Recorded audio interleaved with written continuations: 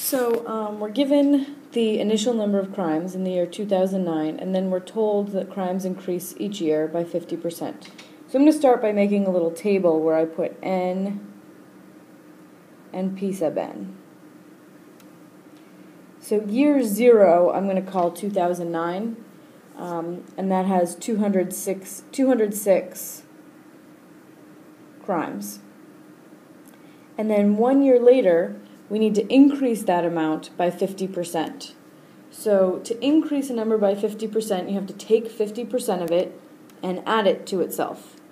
So 50% of 206 is 103. So I have to add 103 to the 206, and I get 309. Okay. And then in year 2, I have to do that again. I have to increase 309 by 50%. So take half of it, or 50% of it, which is 154.5, and add that to 309. So you get 463.5. And then we just keep doing this. In year 3, I'm going to take half of 463.5, that is 50% of 463.5, and add it to 463.5. And I get 695.25.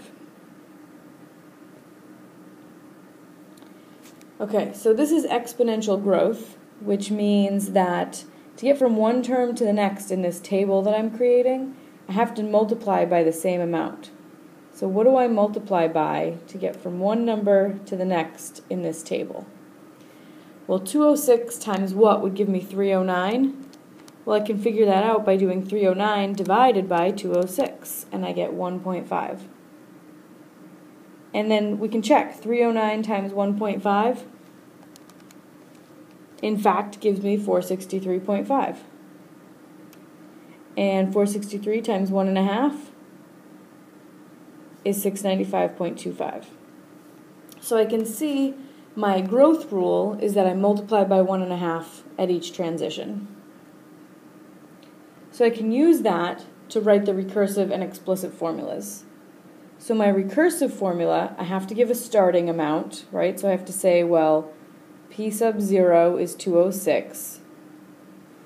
And then I say to calculate P sub N, I'm always going to take the previous number of crimes, the number of crimes from the previous year, which is P sub N minus 1, and multiply it by 1.5.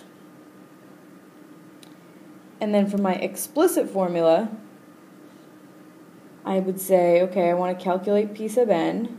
To figure out what P sub N is, the number of crimes in any given year, I'm going to say, well, I started with 206, and to get from year to year, I multiply by 1.5.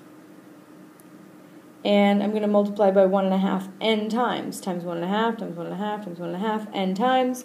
So I do times 1.5 to the n. And then for C, it says if the trend continues, approximately how many crimes will be committed in the city in 2019? Well, if 2009 is year 0, then 2019 is going to be year 10.